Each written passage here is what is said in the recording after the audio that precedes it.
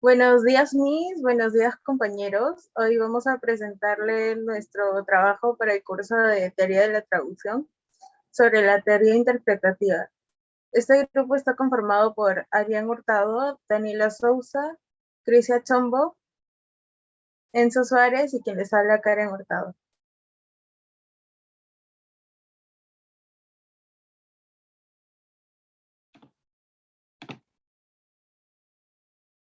Ok, empezamos cuestionándonos sobre qué es la traducción y empecemos analizando el término traducción, el cual tiene su origen etimológico en latín.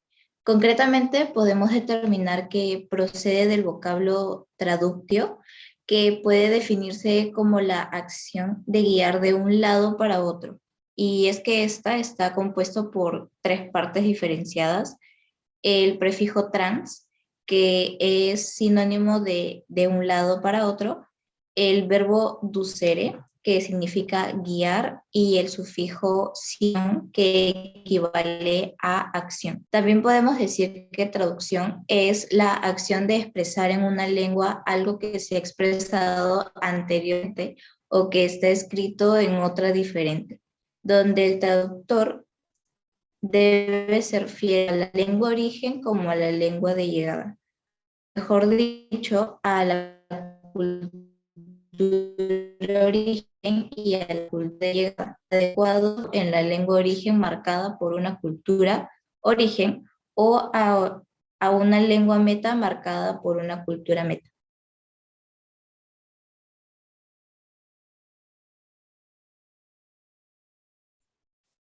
Empezando con la introducción, en una entrevista del año 2010, Marianne Lederer dijo que la teoría del sentido, como los estudiantes entonces la denominaron, que hasta aquel instante nuestra mente solo aplicaba para la interpretación, ha sido entonces ampliada la traducción y se ha convertido en la teoría de la traducción. Siguiente párrafo. Aquí comenzando con la introducción de la teoría, esta teoría comenzó a desarrollarse a finales de los años 70, gracias a los investigadores del ESID, que también fue llamada la Escuela de París. Hoy en día tiende a utilizarse la teoría interpretativa, antes llamada teoría del sentido, para obtener una buena traducción. Esta corriente tiene como máximos representantes a Danica Seleskovich, Marianne Lederer, Amparo Hurtado y Jan Delis.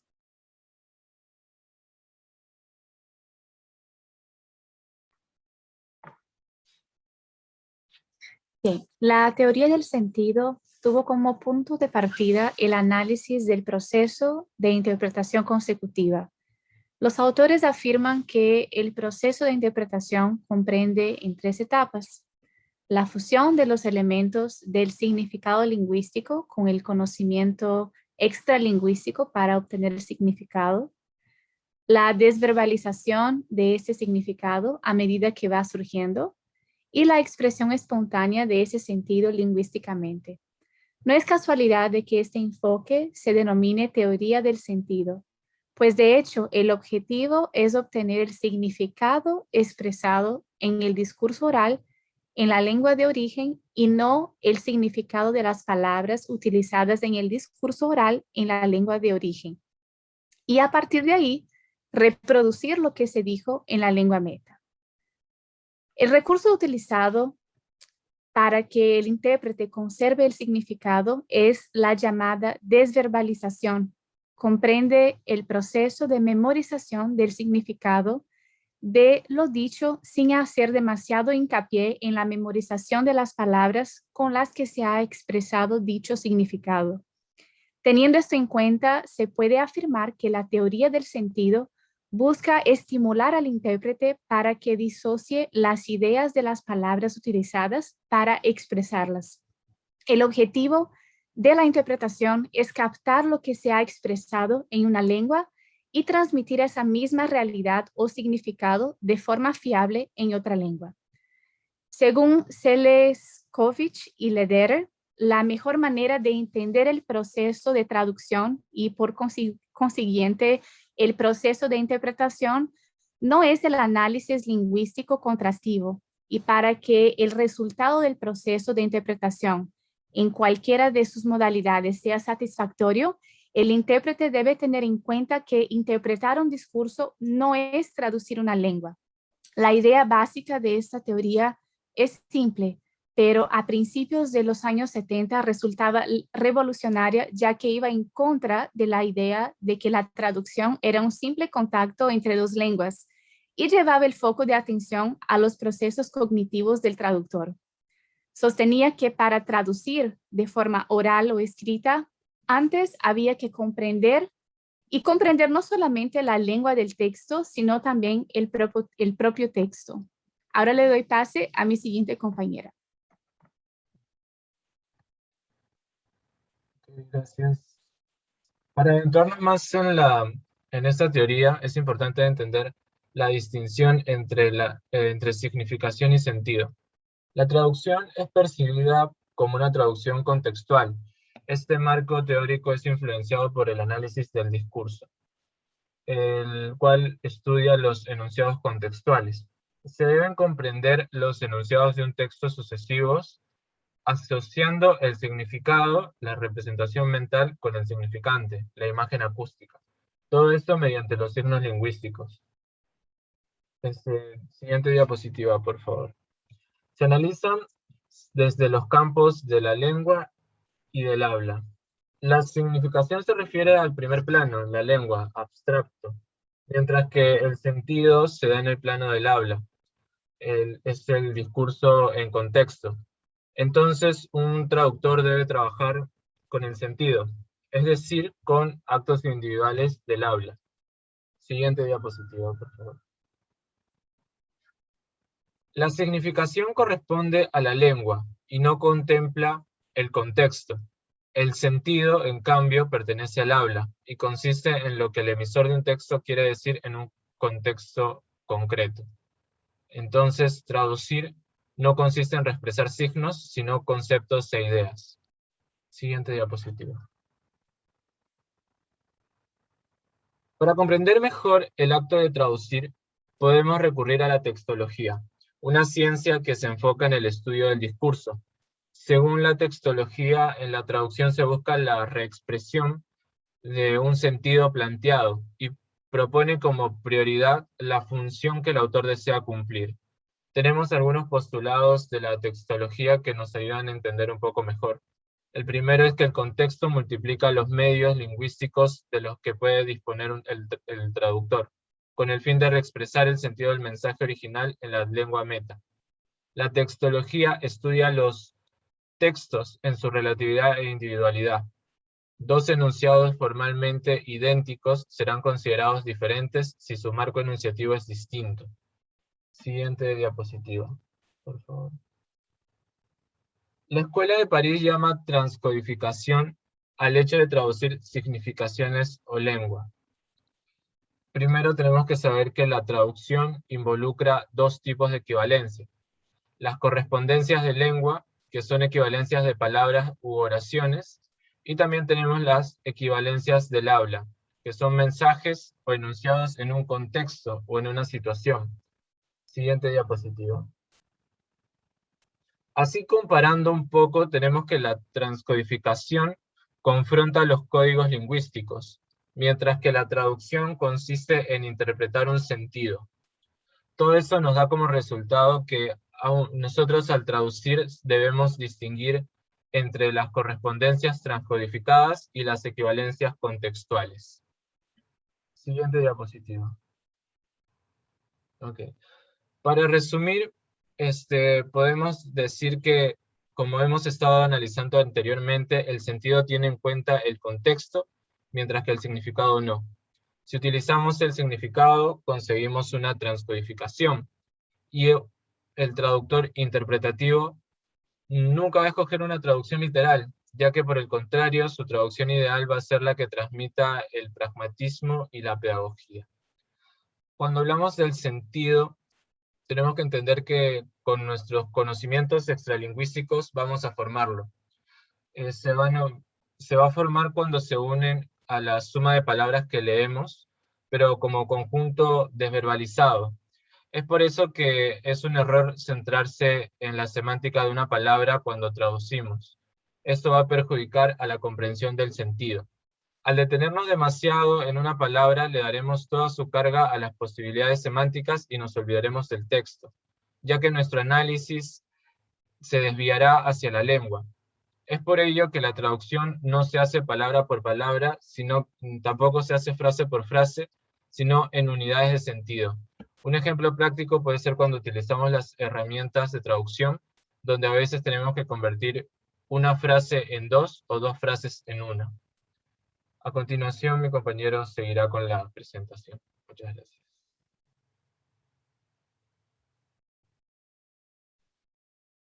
Sí, bueno, para seguir con la idea, vamos a hablar un poco sobre la pragmática. La pragmática viene a comprender el protagonismo del autor y el lector.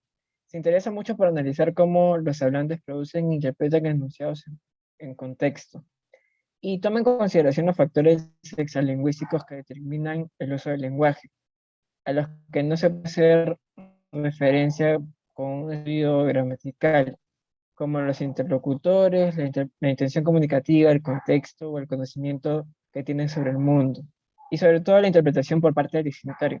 El hablar y el escribir son dos formas en las que el lenguaje se presenta, y el mismo sistema lingüístico se diferencia en ambas, pese a que pertenecen a un mismo sistema. Disfrutan ambas de muchas características similares.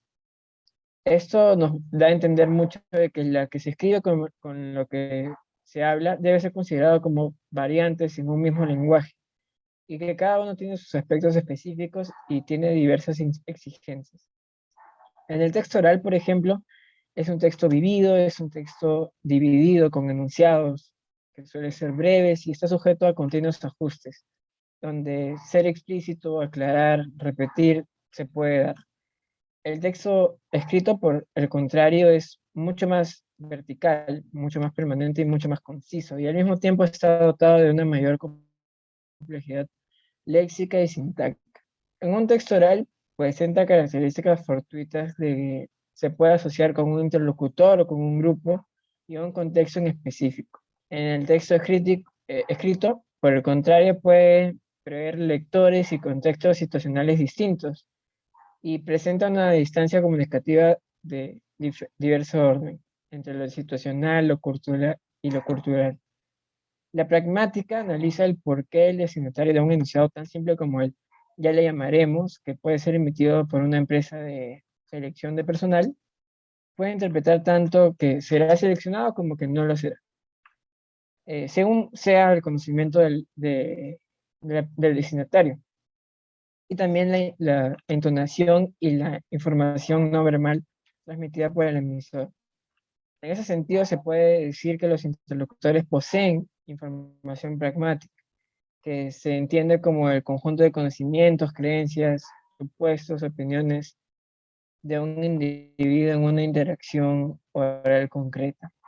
No hay que olvidar tampoco, para eso pido la siguiente diapositiva, los asuntos se rodean en la comunicación, la comprensión de preguntas, los pronombres personales, las inferencias lógicas de un contexto, la interpretación de intenciones, el desarrollo funcional, la comunicación inferencial, la interpretación de enunciados indirectos, ambiguos, las mentiras, las ironías, las huellas sociales, las cuestiones culturales, y por eso, al momento de traducir, nosotros necesitamos de analizar el texto, ya sea oral o escrito, por etapas, que se ven en la siguiente diapositiva, que es la primera etapa, que viene a ser la comprensión, que se refiere a una comprensión global del texto, entender el texto lo más general que se pueda, separarlo en oraciones, en párrafos, y en base a ello identificar el campo, el modo, el tenor, estableciendo las unidades del sentido. En el caso de un texto escrito, ubicar o subrayar algunas palabras que encontremos en algunos problemas con los cuales no nos sentimos tan cómodos trabajando o que todavía no conocemos del todo. Luego sigue la desverbalización, o que viene a ser adaptar las técnicas y métodos para realizar ya la traducción en sí. Tenemos que aislar en la mente los conceptos que el traductor está leyendo o escuchando, y hallar relaciones gramaticales tanto de la lengua de origen como de la lengua meta, y buscar el recurso, recurso expresivo más acertado en la lengua meta. Hay que sistematizar la documentación y buscar siempre decir lo mismo. En el caso de que encontremos palabras de un tema muy específico, se sugiere utilizar glosarios. Y por último está la revisión o reformulación, que es dar una revisión al trabajo que hemos realizado y notar si hay algunos errores. En algunos casos es hasta necesario que sea revisado por un tercero. Y siempre verificar los parámetros establecidos previamente. Y eso vendría a ser un poco sobre la pragmática. A continuación seguirá mi compañera.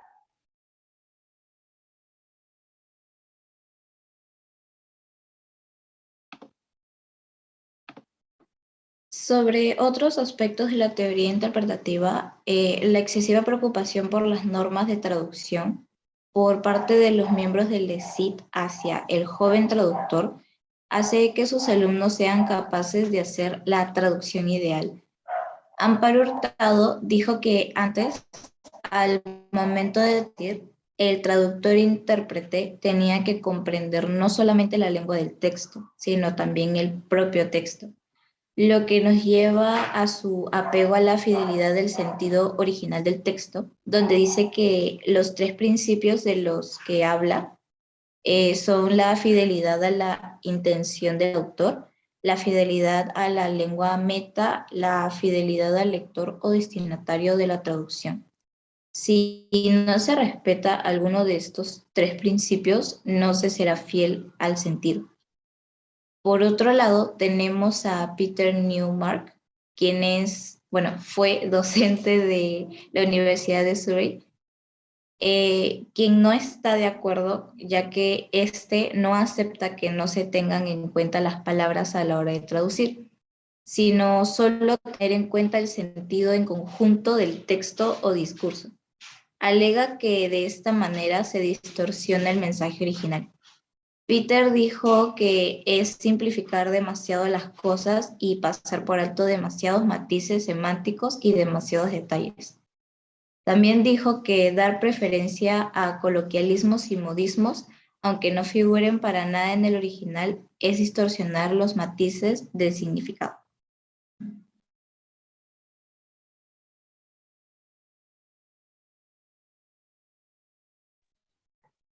Bien, con eso vamos a hacer nuestras conclusiones. Al hacer ese trabajo y estudiar más profundamente la teoría interpretativa, hemos llegado a las siguientes conclusiones. Bueno, que esta teoría brinda las claves para realizar una buena traducción, ya que lo principal es reflejar las intenciones del autor del texto original, después reflejarlo en el idioma de llegada y finalmente que produzcan en los lectores de este idioma el mismo efecto que causó en el de partida. También concluimos que el proceso de la traducción es bastante complejo y se requiere de diferentes competencias, habilidades y conocimientos para ser un buen traductor. También que la comprensión y traducción del sentido es más importante que la traducción de las palabras o las formas en que se presentan, y por eso el tutor debe enfocarse en lo que se quiere decir por medio de la lengua y no la lengua en sí. También que para la completa comprensión del sentido de un texto, el traductor debe conocer elementos extralingüísticos como sus conocimientos del mundo, las circunstancias en que se produce el texto, el emisor y el receptor para luego darle significado a los signos que aparecen en el mismo. De la misma forma, el traductor siempre debe utilizar su capacidad asociativa y deductiva, su intuición, imaginación y creatividad para escoger el recurso expresivo más acertado en la lengua meta a la hora de reformular el texto. Y finalmente, concluimos que es fundamental haber una constante capacitación por parte de los traductores, pues deben no solamente ser bilingües, sino también conocer profundamente la cultura, la lengua y sus matices para así ser fiel al sentido y reverbalizar el texto de tal manera que sea natural y transmita las mismas emociones al público meta.